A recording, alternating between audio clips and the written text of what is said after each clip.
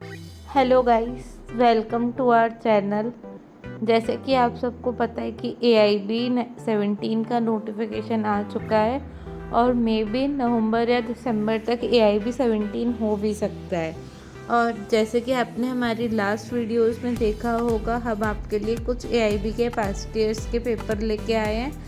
तो आज हम डिस्कस करेंगे AIB 12 का पेपर। तो इस वीडियो में हम पूरे पेपर के सारे क्वेश्चंस को डिस्कस तो नहीं कर सकते, बट हम अपने कमेंट बॉक्स में इसकी जो PDF है उसको शेयर कर देंगे। या अगर आपको ये पेपर चाहिए तो आप हमें कमेंट में बता दीजिए, हम आपको पेपर की PDF शेयर करा देंगे।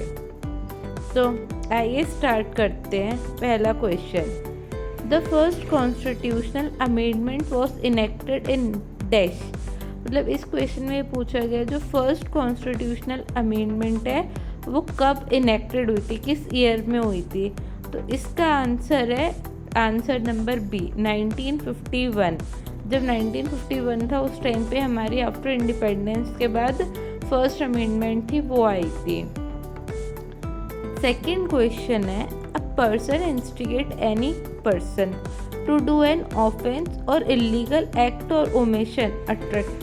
एक पर्सन अगर किसी को इंस्टिगेट करता है किसी ऑफेंस करने के लिए या फिर किसी का इलीगल एक्ट करने के लिए, ओमिशन करने के लिए, तो वो कौन सा ऑफेंस करता है।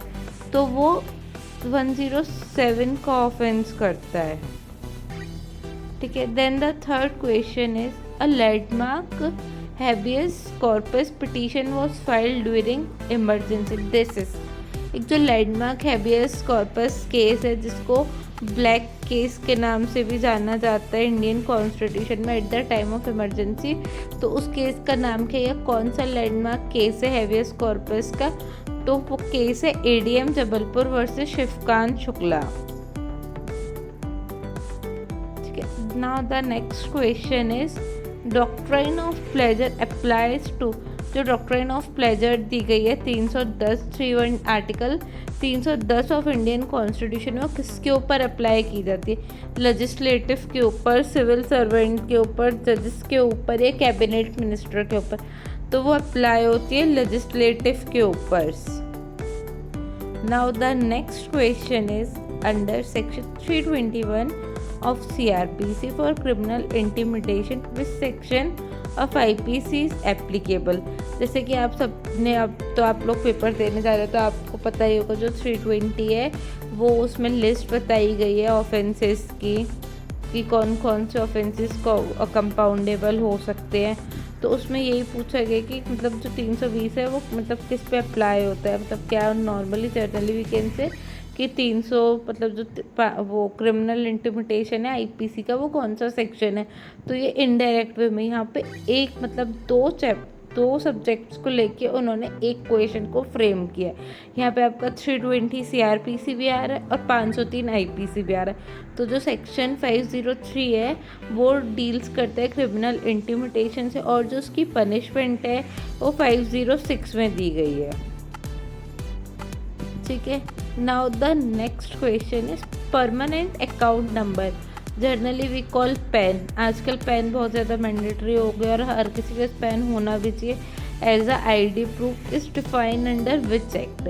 जो पैन है हर कोई कहता है आपके पास पैन कार्ड होना चाहिए, वो किस एक्ट में डिफाइन किया गया। तो वो बताया गया इनकम फाइनेंस एक्ट 1992 में।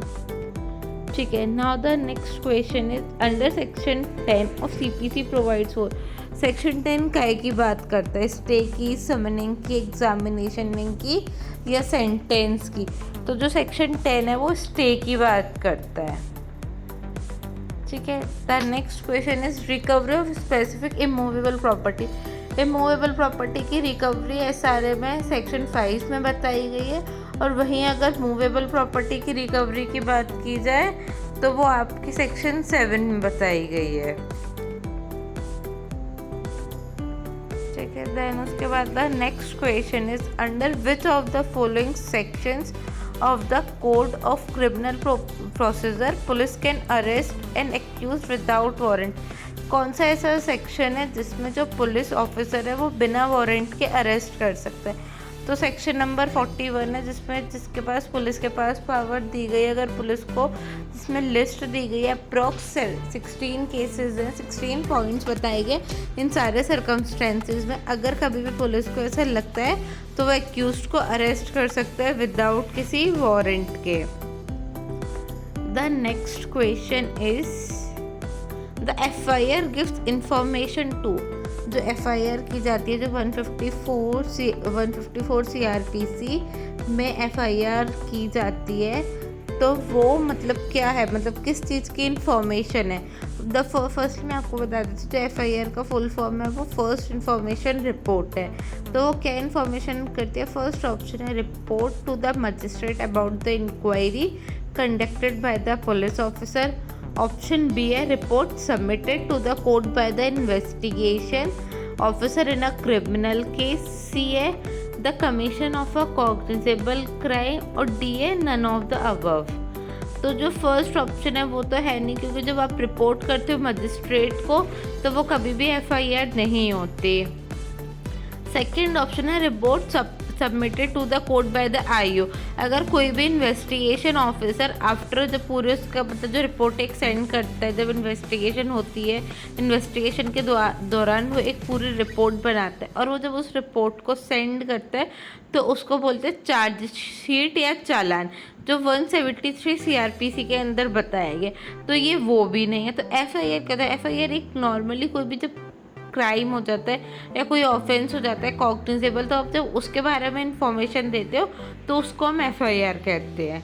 अच्छा चलिए मैं आप लोगों से एक क्वेश्चन पूछती हूँ और इसका आंसर आप लोग कमेंट बॉक्स में बताइएगा। जो FIR है वो क्या डिफाइन है CRPC में कहीं, या FIR कहाँ से है, या कौन सा सेक्शन है जो FIR से डील्स करता है 154 को छोड़ के। ठीक है, तो आप लोग बताइएगा इस चीज़ को ज़रूर। ठीक है, now the next question is the Kashmira Singh versus state of Punjab is a leading case on. जब आप लोगों ने एविडेंस पढ़ा होगा तो एविडेंस एक्ट में एक बहुत ज़्यादा लैंडमार्क केस है कश्मीरा सिंह का। तो वो कब आता है कश्मीरा सिंह का जजमेंट, कब किस पॉइंट पे वो लीडिंग है। Dying declaration, admission, confession, none of the above. तो जो कश्मीरा का केस है वो कन्फेशन के टाइम पे आता है। जब हम कन्फेशन पढ़ते हैं 24 से लेकर 30 तक, तब आता है कन्फेशन के टाइम पे। और ऑलमोस्ट कश्मीरा सिंह का जजमेंट आपका सेक्शन 30 से रिलेवेंट है। को एक्यूज का कन्फेशन कब रिलेवेंट होगा, तो उस पॉइंट पे कश्मीरा सिंह का जजमेंट है। The next question is under section 239 CRPC the magistrate can. 239 के अंदर मजिस्ट्रेट क्या कर सकता है। यहाँ पे आपको जैसे कि पता होगा कि जो 239 है वो ऑलमोस्ट आपके ट्रायल से डील करता है कि ट्रायल कैसे होगी। तो उसके दौरान यहाँ पे वारंट ट्रायल्स की बात की गई है। तो अगर उसको लगता है कि मजिस्ट्रेट को कि कोई भी डिस्चार्ज हो रहा है, कोई भी क्या कहते हैं एक्यूज ग्राउंडलेस है, मतलब इसके अगेंस्ट कोई ऑफेंस नहीं बन सकता, तो वो चाहे तो उसको क्या कहते हैं छोड़ सकता है, डिस्चार्ज कर सकता है। ठीक है, now the next question is police can seek a bond for good behaviour under section 109 and 1010 of CRPC from. जैसे कि आपको पता है 106 से लेके 1010 तक कुछ बॉन्ड भरवाती है। अगर पुलिस को लगता है तो वो किसी ना किसी चीज़ को लेके बॉन्ड भरवाती है। तो यहाँ पे जो 109 और 1010 के बॉन्ड भरा जाता है वो हैबिचुअल ऑफेंडर्स का बॉन्ड भरा जाता है। ठीक है, the next question is what is the time prescribe for filing an FIR। जैसे कि मैंने अभी आप सबको बताया कि 154 में FIR की जाती है। अब जो कि हमारे कॉग्निजेबल ऑफेंस से रिलेटेड होती है, तो क्या टाइम होता है, क्या हमें ज़रूरी होता है कि जब ऑफेंस हुआ है हम तभी हम उसकी जाके तुरंत FIR करें। नहीं, हमारे पूरे CRPC में कोई भी टाइम डिफाइन नहीं किया गया कि हम, बट हाँ कुछ जजमेंट और कुछ प्रेसिडेंट से ये माना जाता है कि जो भी FIR होगी वो जल्दी से जल्दी होनी चाहिए, वो डिले नहीं करनी चाहिए। क्योंकि कई बार जो डिले होता है वो फॉल्स FIR भी हो सकती है कि आप मन घड़त कहानी बता रहे हो, ऐसा कुछ हुआ नहीं है। तो इस वजह से ये बोला जाता है कि एज सून एज पॉसिबल या विदाउट एनी डिले आपके साथ अगर कुछ भी हुआ है तो आप उसकी जाके FIR कर दो। Now the next question is, which section of the Sales of Goods Act deals with anticipatory breach of contract? कौन सा ऐसा सेक्शन है सेल्स होगा का जो डील करता है एंटिसिपेटरी ब्रीच ऑफ कॉन्ट्रैक्ट से? तो वो है आपका सेक्शन 60. ठीक है. Now the next question is, which section of the Indian Registration Act provide for compulsory registration of instrument and immovable property? तो section 17 of the Indian Registration Act deals with compulsory registration. ठीक है. Now the next question is, control over subordinate court shall be vested in? मतलब किसके पास control है subordinate court का? तो उसका आंसर है high court. The next question is, section 34 of the CPC provides? जो 34 है वो क्या बात करते हैं? तो सेक्शन 34 CRPC का है, वो बात करते हैं पेमेंट ऑफ इंटरेस्ट की. Now we can discuss the question 83. Any question suggesting the answer which the person putting it accepts to receive response? अगर कोई एक क्वेश्चन है वो आंसर को खुद ब खुद सजेस्ट कर रहा है तो उस क्वेश्चन को हम क्या बोलते हैं? तो यहाँ पे जो इसमें ऑप्शंस दिए गए उसमें से कोई नहीं, उसको जनरली हम लीडिंग क्वेश्चंस बोलते हैं. अगर लीडिंग क्वेश्चन खुद से कोई आंसर, मतलब लीडिंग क्वेश्चन के अंदर ही कोई आंसर आ रहा हो तो उसको हम लीडिंग क्वेश्चन बोलते हैं. जैसे क्या आपका नाम राम है? तो इसके अंदर आपका नाम राम है, ये एक आंसर ही है, काइंड ऑफ आंसर है, तो ये एक आपका लीडिंग क्वेश्चन हो जाएगा. तो leading question almost cross examination के टाइम पे जो एडवोकेट होता है अपोजिट पार्टी का, वो विटनेसेस से पूछता है या पार्टी से पूछता है उनको कंफ्यूज करने के लिए, उनको घुमाने के लिए. और जो लीडिंग क्वेश्चन है वो section 141 of Indian evidence act में डील किए गए हैं.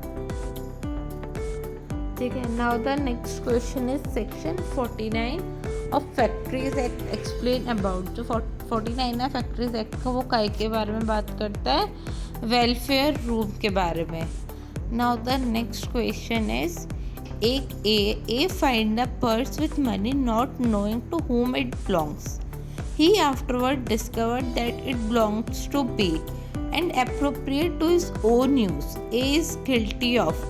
मतलब एक को एक पर्स मिलता है जिसके अंदर पैसे होते हैं. जब उसको मिलता है तब उसको नहीं पता होता कि ये पर्स किसका है, बट उसके कुछ टाइम बाद वो उसका पता कर लेती है कि ये पर्स बी का है, बट वो बी को ना देके खुद ही उस पर्स का यूज़ कर लेती. तो वो कौन सा ऑफेंस करती है?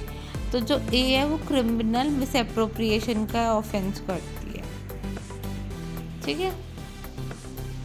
Now the next question is, which act is covering the cyber crime? तो कौन सा एक्ट है जो हमारे साइबर क्राइम को कवर करता है? Indian telecommunication act, Indian penal code, Indian evidence act, information technology act. तो इसका ऑप्शन है ऑप्शन नंबर डी. जो हमारा IT एक्ट है वो साइबर क्राइम से रिलेटेड डील करता है. The next question is, cancellation of instrument is mention under? जो कैंसिलेशन वाला टॉपिक है वो किस में दिया गया? जो हमारे पास स्पेसिफिक रिलीफ में रेमेडीज़ बताई हैं, तो कैंसिलेशन भी उसमें से एक काइंड की रेमेडी है. तो जो कैंसिलेशन है वो सेक्शन 31 से लेकर 33 तक की बताई गई है सेक्शन में. ठीक है. Now the next question is, GST come into force from? GST कब से आया था फोर्स में? तो GST आया था आपका 1 जुलाई 2017 से. Now the next and the last question is, who is lawful guardian? एक लॉफुल गार्जियन कौन होता है? A person who in law represent the minor, a person who is appointed by the court, a person who has been authorised to represent an unmarried daughter. तो इसका option इसमें गलत टिक है. इसका ऑप्शन है option number A, a person who in law represent the minor. जो lawful guardian वो होता है जो किसी पर्सन को रिप्रेजेंट करे. कोई एक माइनर है उसको जो पर्सन रिप्रेजेंट करेगा वो उसका लॉफुल गार्जियन होगा. So thank you. आज के लिए हम इतने ही क्वेश्चंस रखते हैं. अगर आपको इस PDF की ज़रूरत हो, ये PDF चाहिए, तो आप हमें नीचे कमेंट बॉक्स में बता दीजिए, हम ये PDF आपको दे देंगे. और भी ऐसे पास्ट ईयर्स के पेपर के लिए आप बने रहिए हमारे चैनल के साथ. हम अभी इसके और भी पास्ट ईयर के वीडियोस लेके आएंगे. Thank you. Keep learning.